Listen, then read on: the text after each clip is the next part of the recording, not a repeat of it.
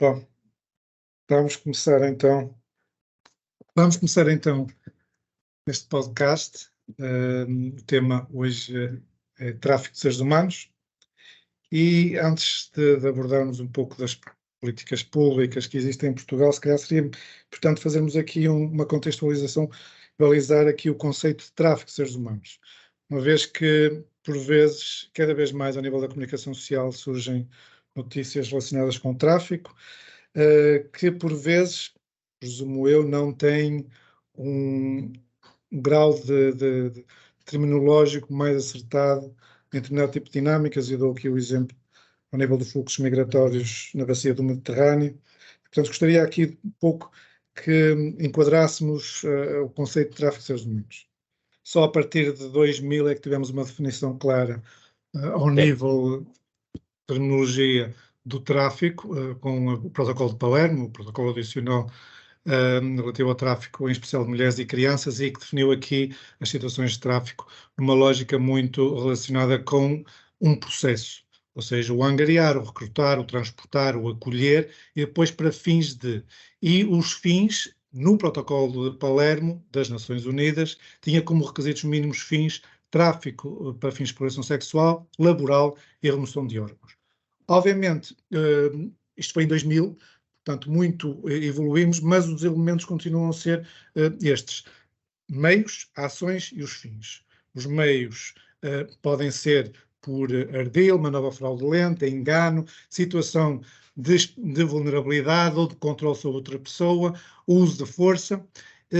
e as dinâmicas são estas que se colocam muito relacionadas com as assimetrias que existem ao nível regional, ao nível da escala global,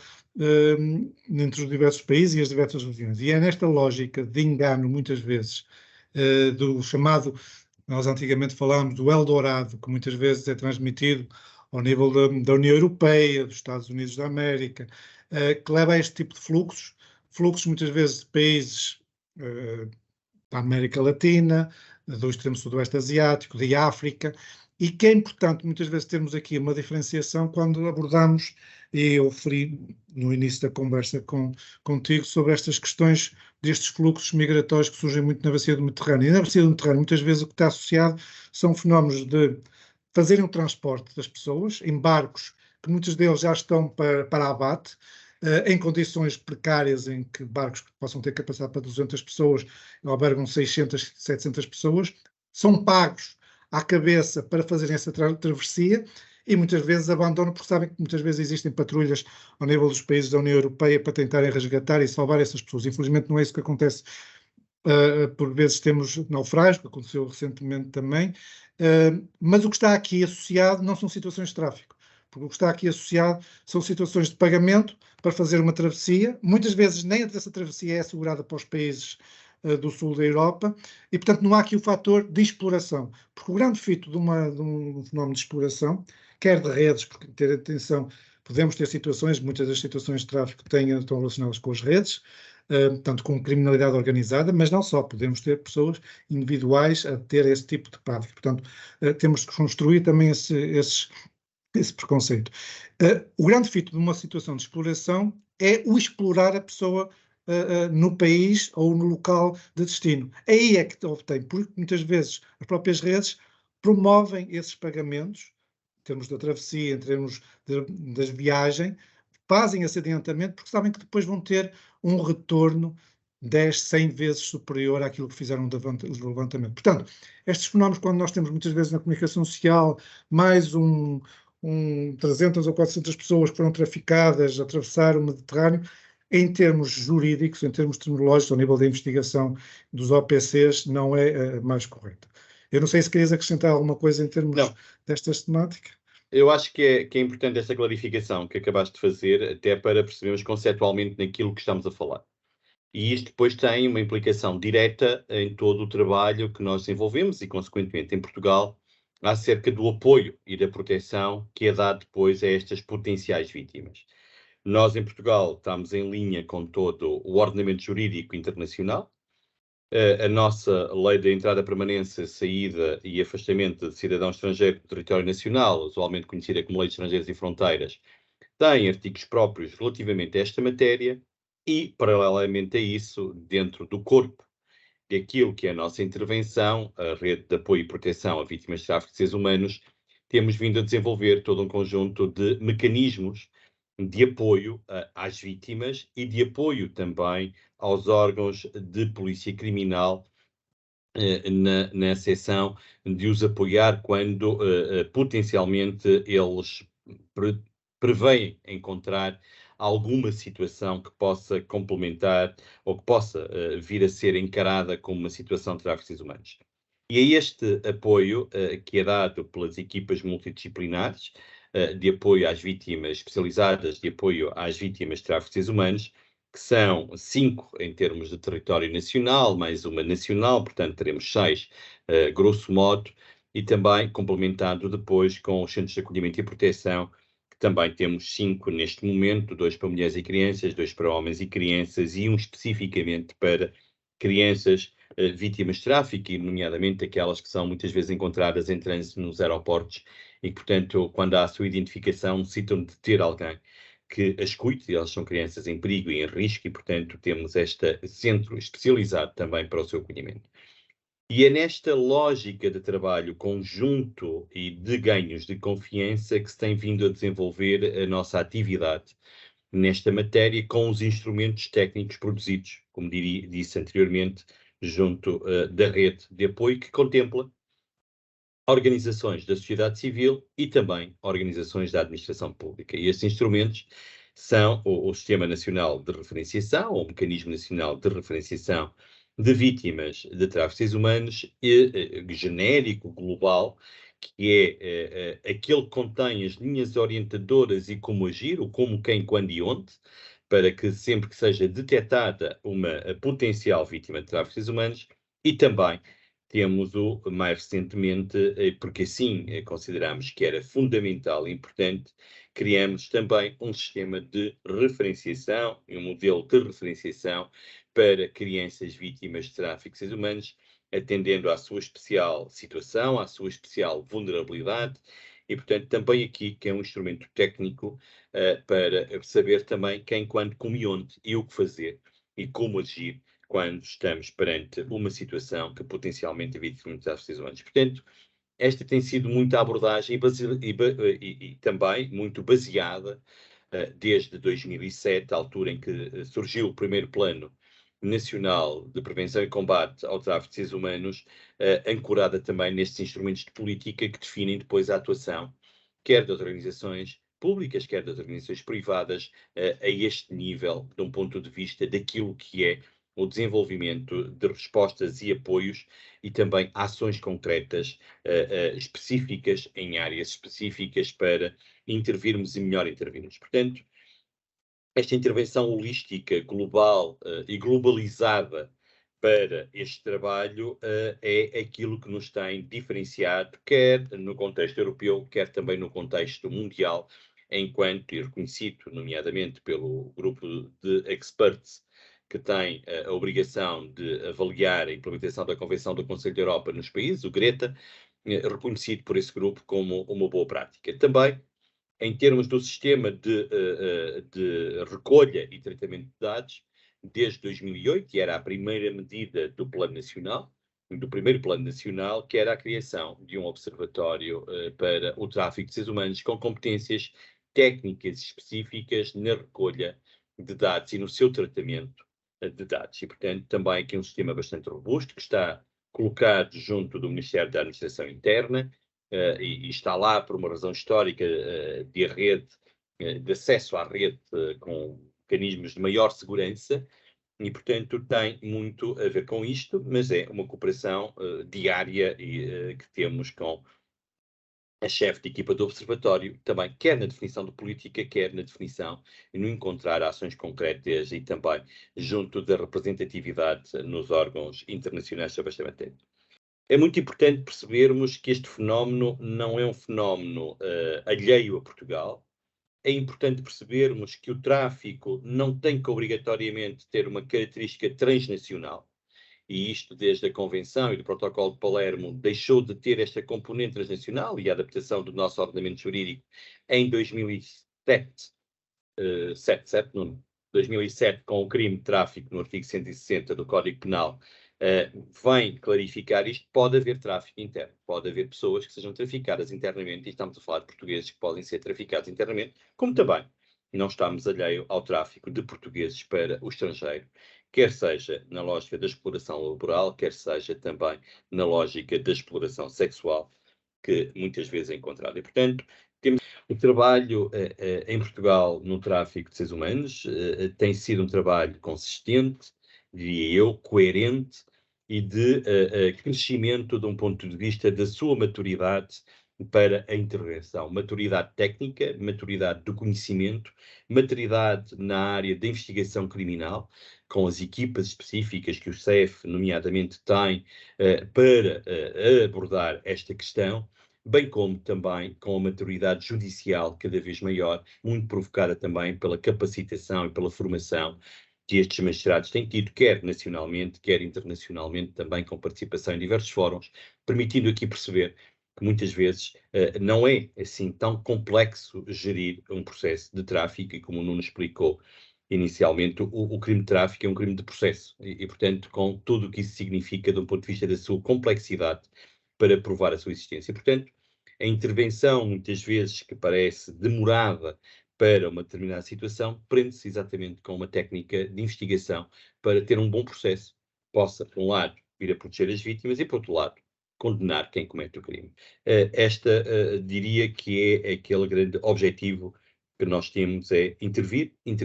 na centralidade da pessoa e intervir na sua grande maioria proteção. Eu não sei se queres acrescentar alguma coisa que me tenha escapado. Sim, só algumas questões mais práticas. Referir que nós dispomos de indicadores, ou seja, nós temos neste momento ferramentas que permitem ter indicadores, uma bateria de elementos que podem ser observáveis no cotidiano para permitir eventualmente enquadrar uma situação de tráfico para fins de exploração sexual, laboral, mendicidade, outro tipo de realidades, de atividades económicas e ilícitas, e que permitem aqui todos nós, não só os interlocutores, os principais stakeholders que trabalham nestas temáticas, que têm tido qualificação, formação cada vez mais especializada, numa lógica sempre de articulação com as diversas estruturas, mas também, referindo aqui que o tráfico, sendo um crime público, interpela-nos a todos enquanto cidadãos e cidadãs no sentido da denúncia destas situações e reconhecermos quando possamos estar perante alguns elementos que podem, por si só, serem justificadores de uma sinalização. E para tal existem depois as equipas multidisciplinares especializadas. Nós temos estas equipas, como o Manuel referiu, descentralizadas pelas diversas regiões, com números de telemóvel que podem perfeitamente serem identificadas e poderem ter esta deslocalização local para comprovar se há uma situação de tráfico, porque sendo crime público, todos nós podemos e devemos ter este tipo de responsabilização no sentido da denúncia. Porque, como vocês já têm ouvido também, têm surgido diversos casos mais recentes ao nível de uma academia no Bisport, casos que são relatados, mas que nem sempre podem ser situações de tráfico, ao nível da agricultura, de atividades sazonais no Alentejo. Podem ser, podem não ser, há situações que podem estar relacionadas com outras realidades que estão um pouco similares, que têm a ver com o auxílio à imigração ilegal, e podemos muitas vezes ter situações que não são de tráfico, são pessoas que obviamente possam estar em situações de precariedade, que vêm de outros países, muitas vezes do Indostão, ou seja, Bangladesh, Índia, Paquistão, que possam estar a ser explorados, mas necessariamente pode não ser uma situação de tráfico. Portanto, independentemente desta qualificação mais fina, que depois irá de competência ao nível dos OPCs e dos próprios magistrados, nós devemos estar alertas enquanto população, no sentido de sinalizar possíveis fenómenos de tráfico. Não me importo, costumo dizer nas sessões em que participo, e o próprio SIC também refere,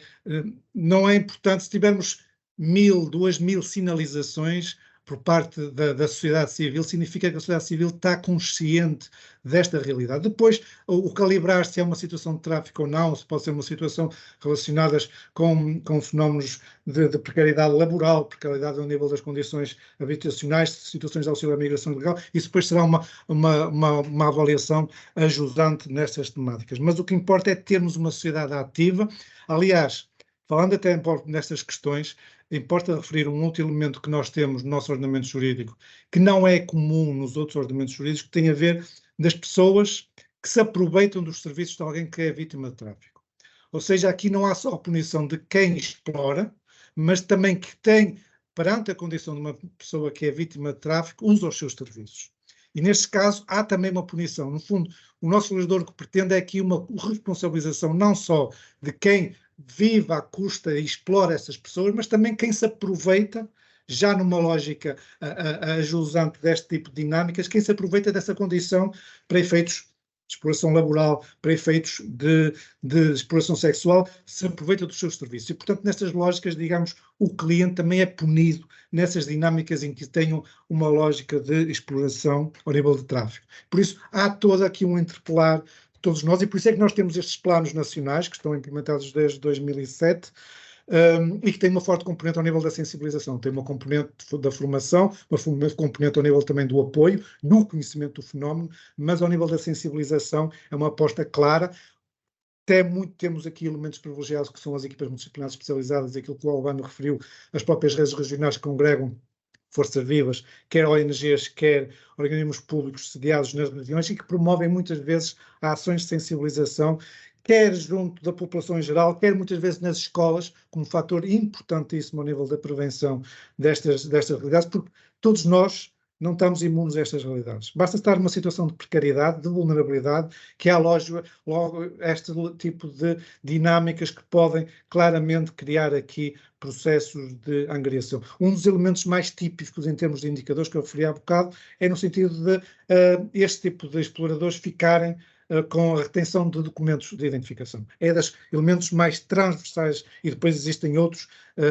que podem também ser identificativos para um processo de sinalização. Mas eu alerto para a necessidade aqui de um envolvimento, de uma consciencialização cívica, da nossa responsabilidade, todos nós, sendo não só o crime público, mas no sentido da denúncia, e também estamos alerta em termos da questão da prevenção. Por isso, as políticas públicas, essencialmente na área da sensibilização, das campanhas que são realizadas, nós temos uma campanha sempre fortíssima para a altura do Dia Europeu contra o Tráfico de Seres Humanos, dia 18 de outubro, que são importantes para o alertar da população, quer para a identificação, quer também para prevenir pessoas as próprias ou pessoas dos seus contactos familiares ou sociais que possam cair nesse tipo de dinâmicas, porque como o Albano referiu, nós podemos ter aqui tráfico transnacional, tráfico interno, de estrangeiros para Portugal, de nacionais para fora, de nacionais dentro do próprio território português, e portanto há toda uma dinâmica que é muito variável, dependendo da própria evolução ao nível das questões de oportunidade, porque está no fundo nas questões do tráfico, tem a ver falta de oportunidades, falta de possibilidades de uma pessoa ter ou construir o seu futuro em termos de condições dignas, e muitas vezes as redes funcionam com base neste tipo de vulnerabilidades. E ter atenção sempre, uma vítima de tráfico, o seu consentimento é sempre irrelevante nestas dinâmicas. Porquê? Porque o seu consentimento está sempre inquinado, porque certamente que se não tivesse em situação de vulnerabilidade, poderia não aceitar este tipo de realidades. E muitas vezes as vítimas podem não colaborar porque a sua situação de vulnerabilidade é extrema. E, portanto, não se admirem muitas vezes, possamos ter, obviamente temos muitas vezes situações de vítimas em que estão enclausuradas, estão a viver em contentores, estão controladas claramente nos seus movimentos físicos e muitas vezes são coagidas, excesso de violência física e psicológica, chantagem em relação aos seus familiares. Muitas vezes podemos ter vítimas que estão numa liberdade de circulação, mas o seu controle é outro tipo de controle. É um controle mais psicológico, um controle das suas vulnerabilidades. E, portanto, não entramos nesse clichê de que as vítimas são sempre únicas, exclusivamente vítimas que estão claramente num processo de controle físico extremo, porque pode não acontecer. E não deixam de ser vítimas. E muitas vezes, é aquilo que eu referi, não se identificam como vítimas, mas não significa que não sejam vítimas segundo os critérios e as normas internacionais em que Portugal está vinculado e que, como o Albano referiu, Portugal é reconhecido como um dos países com larga experiência, já consolidada e até com boas práticas a serem transportadas por outros países e muitas vezes que se participam em termos de partilha de conhecimentos sobre como temos atuado neste tipo de dinâmicas ao nível de combate ao tráfico e, especialmente, no apoio às vítimas. Sim, eu acho que é um bocadinho isto, e para esta conversa também, que tem um tempo limitado, eu deixaria apenas uma nota que é importante, é não se demitam da responsabilidade que cada um e cada uma de nós tem na denúncia de um fenómeno que nos pode parecer estranho. Uma criança a pedir um semáforo, uma mulher que está numa esquina de uma rua e que tem alguém a controlá-la completamente, uma exploração agrícola em que se vê um conjunto de trabalhadores lá presentes, mas que nunca estabelecem qualquer relação social fora daquele quadrado onde estão implementados e a trabalhar / a ser explorados. Tudo isto são alguns sinais importantes a ter em linha de conta e que podem levar a que cada um e cada uma de nós possa denunciar junto da Força Policial de Proximidade ou da Força Policial com competência para a investigação, para alertar isso também, ou possa denunciar junto das equipas multidisciplinares de apoio ao tráfico, para que efetivamente possa as coisas serem vistas de uma forma diferenciada.